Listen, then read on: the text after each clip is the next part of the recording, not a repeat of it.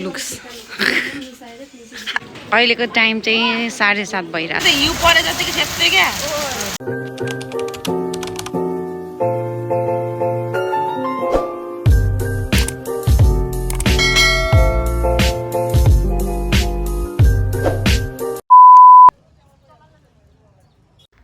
High साथीभाइहरू, म चाहिँ एकदमै लामो समयपछि भिडियो बनाउँदैछु अनि रबिना र म चाहिँ बन्दीपुर जाँदैछौँ। अनि मैले चाहिँ मेमोरिजको लागि एकदमै छोटो क्लिप लिएको थिएँ। तपाईँहरूले आई होप हेरिदिनुहुन्छ होला झ्याउ नमानी। अनि अहिले चाहिँ हामी यो डुम्रे भन्ने प्लेसमा छौँ। यहाँबाट चाहिँ हामी ट्याक्सी लिनुपर्ने हुन्छ रहेछ साथीहरू। झोला त भित्रै राख्नु पर्ला। हाई गाइज, हामी चाहिँ अहिले यो होटल बिसौनीमा बसिरहेको छौँ। हामी चाहिँ यहाँ अहिले चाहिँ बन्दीपुरमा आइरहेको छौँ। मैले चाहिँ बाटोतिर भ्लग गरिनँ किनभने गाडीमा यस्तो धेरै टाउको दुइरहेन। मलाई त आज भमिट हुने जस्तो नि भयो क्या। मैले चाहिँ आज भिडियो केही बनाउन पाइनँ। म अनि रबिना चाहिँ अहिले यहाँ होटलमा आइपुग्यौँ। अब म चाहिँ सावर लिन लागिरहेको छु। अनि हामी चाहिँ बन्दीपुर चाहिँ अब आज र भोलि बस्छौँ। अनि सन्डे चाहिँ हामी पोखरा जान्छौँ पुनिलको लागि।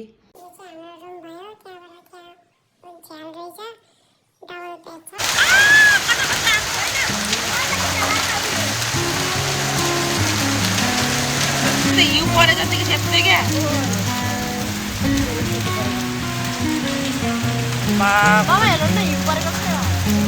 रबिनाको पालो है।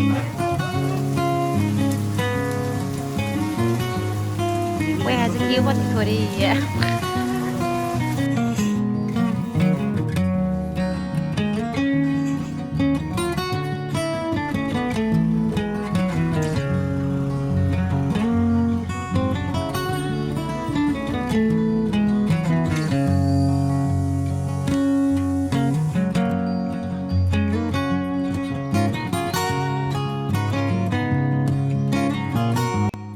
ठुलो रुख रहेछ क्या। लास्टै ठुलो बुढो रुख रहेछ। बुढो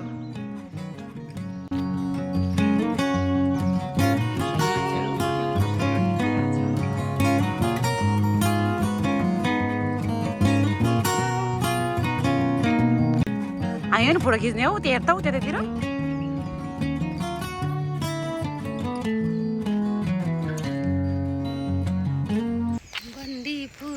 जाउँला सेल्फी हान्नुला भन्ने एउटा गीत छैन?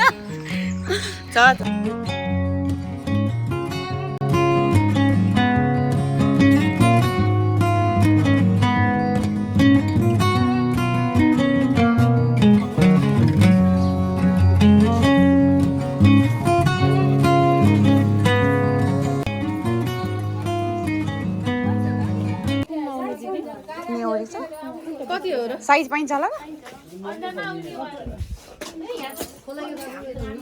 साइज चाहिँ पर्फेक्ट हुनु पर्यो नि है। एउटा चाहिँ गुरुङ ट्राई गर्ने होइन र रबिना? तर त चोला ठुलो भएन र दिदी? उसलाई चोला सानो चिटिक्कको दिनु न।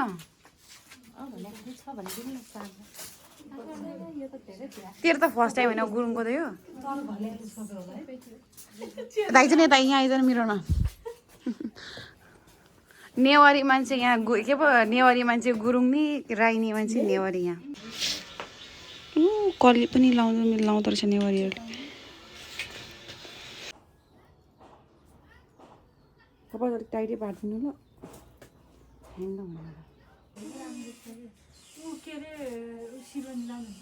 रबिनाको गुरुङनीको लुक्स।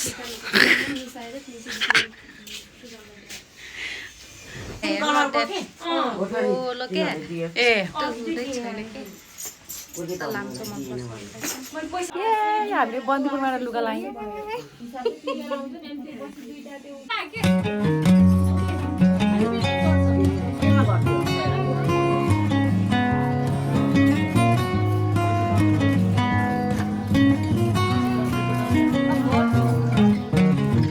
हामी चाहिँ अब फोटोसुटको लागि नेक्स्ट ठाउँ जाँदैछौँ। बहिनी आऊ।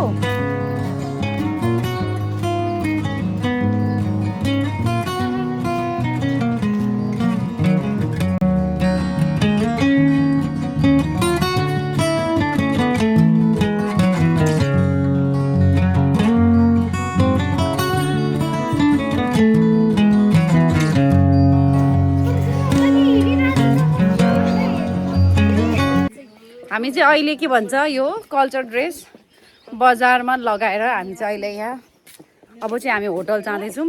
खाना पनि खाएको छैन अहिलेसम्म। कति बज्यो आमा 1 बजिसकेको छ। अहिलेसम्म हामी खाना खाएको छैन।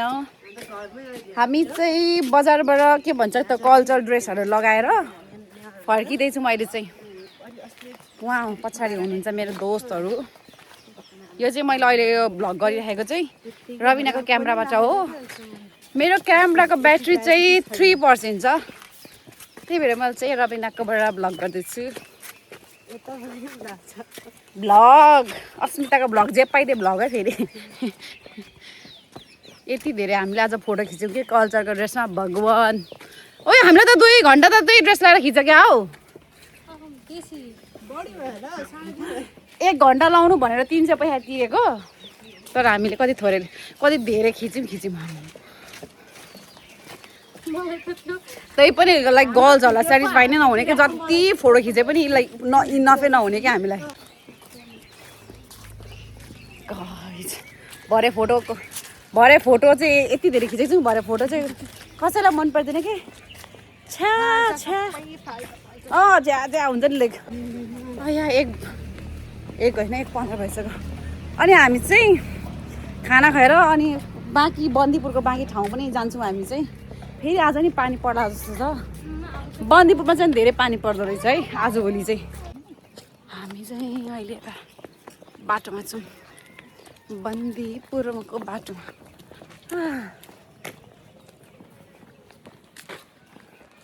कहाँ छ है रबिनाले चाहिँ हिल लगाइरहेछ, त्यही भएर त्यसलाई अलिकति हिँड्न गाह्रो भइरहेछ। सुज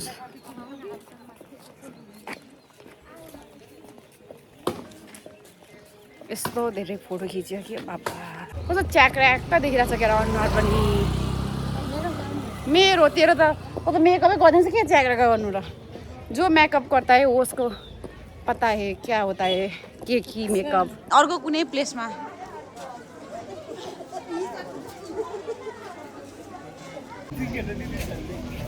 हामी चाहिँ बन्दीपुरको माथिको डाँडामा जाँदैछौँ ल।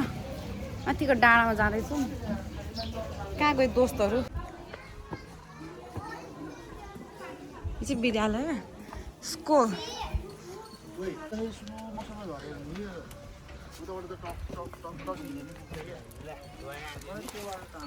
राम्रो खिच्देऊ हेर्छु म अनिलको के भन्छ फोटोग्राफी।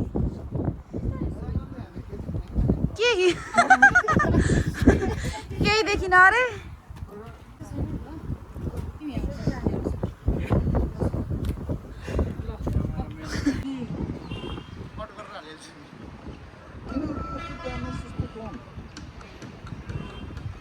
के कम रे?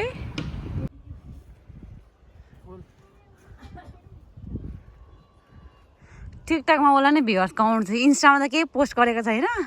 टिकटकमा चाहिँ 2टा पोस्ट गरेको देखेको थिएँ अनिलेको। यहाँ मैले तर भिडियो नै बनाएको छैन भने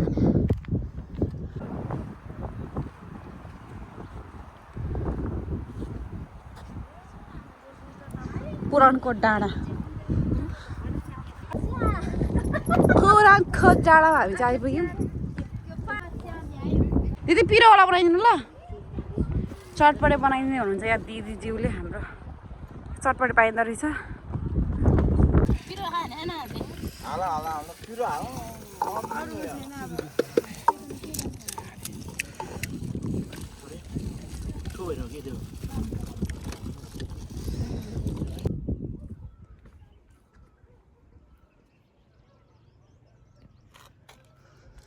अहिलेको टाइम चाहिँ 7:30 भइरहेछ। 7:30सम्म मान्छेहरू फोटो खिच्न र घुम्नमा बिजी छ साथीहरू। हामी पनि हिजो चाहिँ पानी एकदमै परेको थियो। पानी परेको कारणले लाइन आएको थिएन, त्यही भएर आज हामी बेलुका पनि आएको।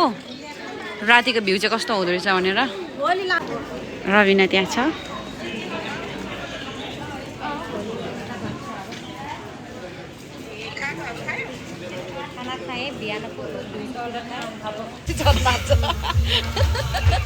नाचिहाल्छ नि उता खाएपछि।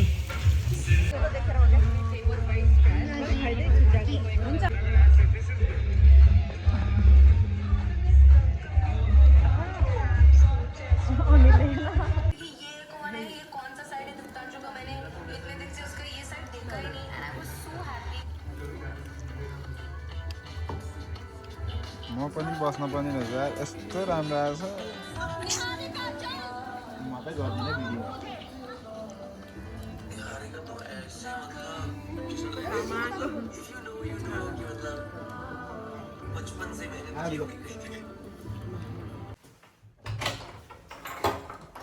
हामीले केही त छोडेनौँ नि है केही त